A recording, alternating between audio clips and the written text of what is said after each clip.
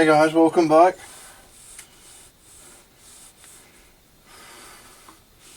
Well, I'm carrying on machining this piece of timber that I cut an Acme thread on the last video. My main interest in cutting these Acme threads is that I want to start making some automatons, and I'd like to experiment with different threads that I may need and ways that I can cut them. So I'm more interested in having a square shoulder on the threads. But while I'm at this stage, I thought I'll try and see if I can round the shoulders off to give it more of a traditional spiral on a timber spindle. At the moment I've got some mounted points. This one's mounted in the drill. I've got different, they're only cheap rubbishy ones, there's no quality in these, but I thought I'd give them a try. Different shapes and sizes, and I've got this this one mounted in the drill, and what I've just discovered is if the once the lathe's turning, it works best if the drill is running in reverse. If you have the drill running in its normal rotation, it wants to jump out of the grooves, but if you have it in reverse, it tends to stay where you put it, and it tracks down with the threads. I've also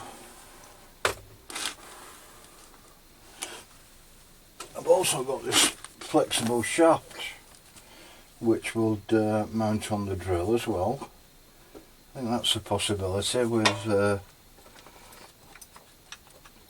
putting the points in this small chuck.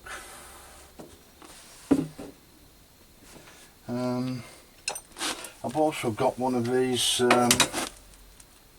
I don't know if you can see it up, these rotary tools that you can hang upside down, and that would accept this shaft as well, but I find the rotation of those is way too much.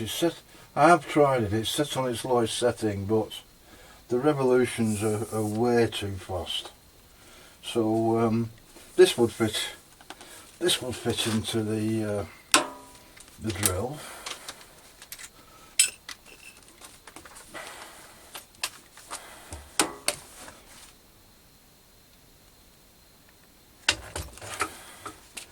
This would fit into the drill. Could have that running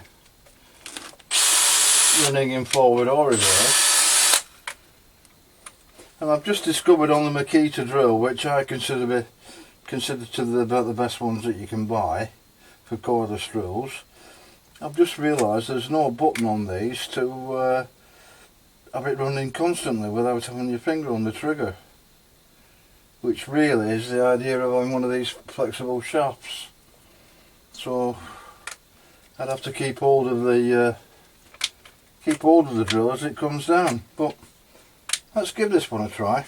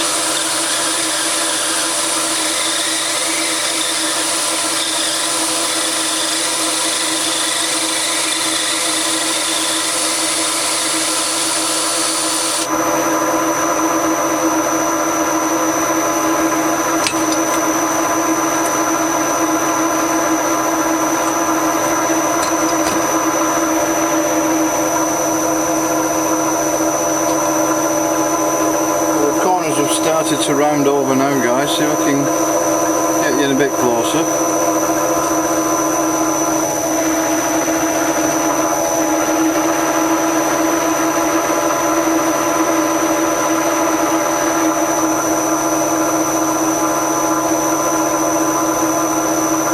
Well, obviously you could use a round file or a rasp as well. Let's give that one a try.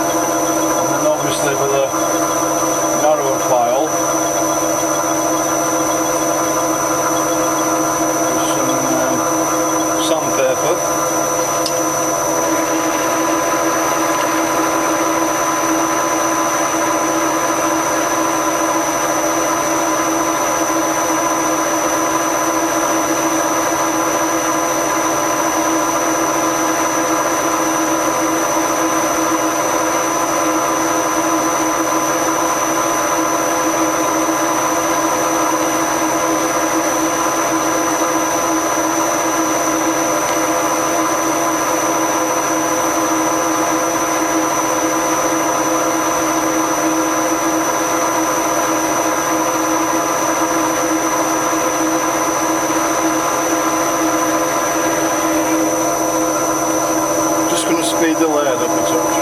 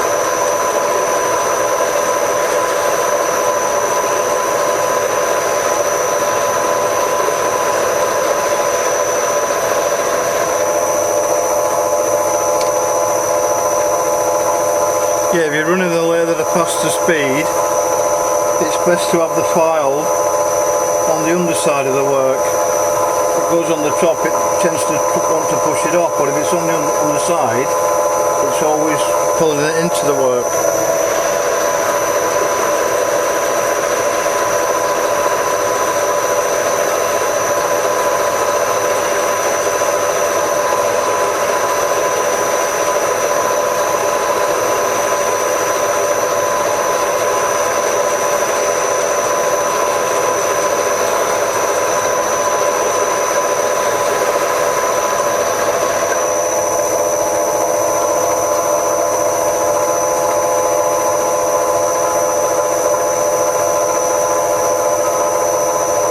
Well, it's looking good, apart from my early mistakes where I tried to take too great a cut and we stole the die grinder.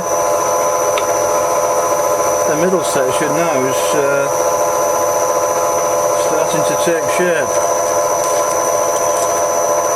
Put the sandpaper on once more.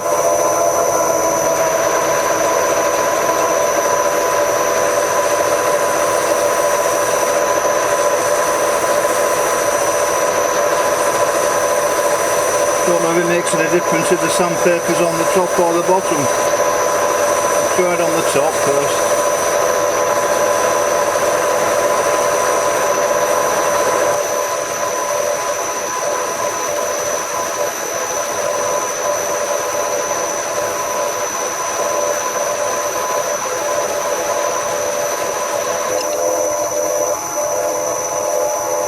Yeah, well, that works very well, guys. So if you ever need to... Yeah, well, that works very well, guys, so if you do need to round the shoulders off, no matter what you're doing, it is possible that way.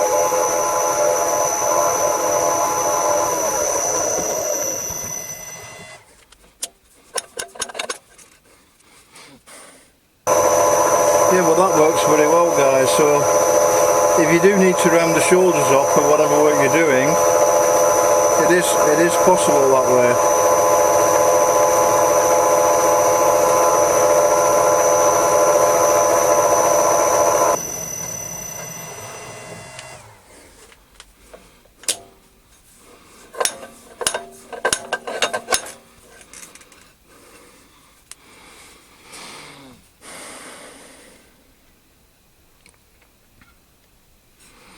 Does that show up, guys? I think it does.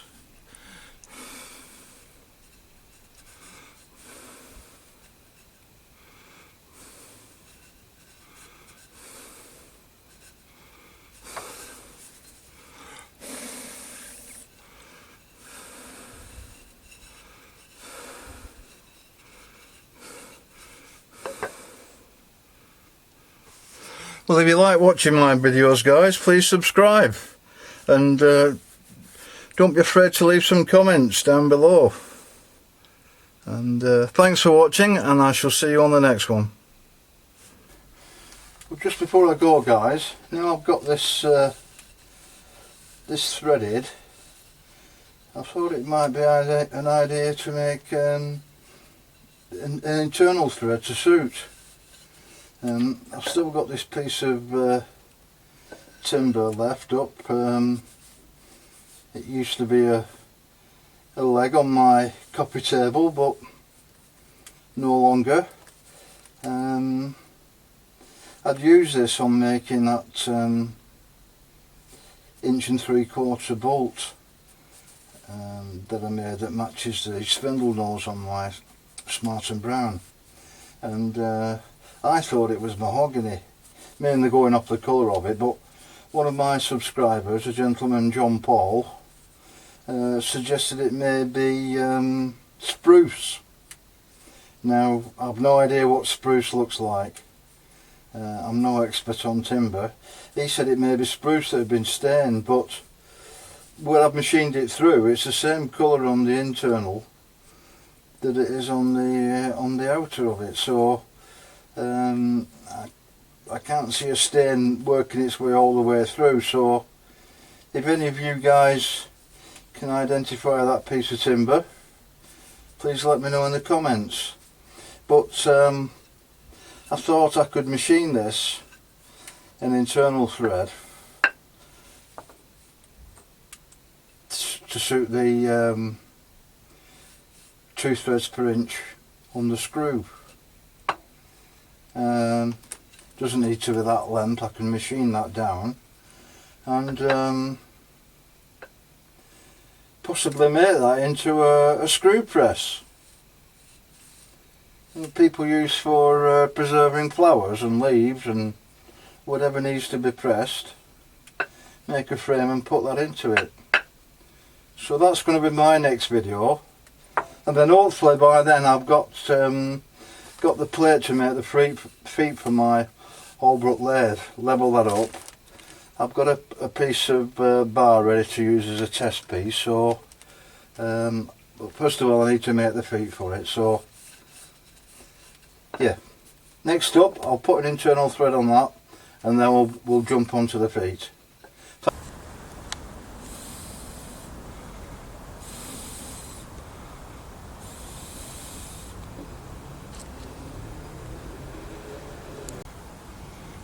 Well, I mentioned earlier, guys, that wood screw could be used as a flower press, but the microclimate that we have in Oldham is ideal for growing vines, so it's far more likely to end up as a wine press.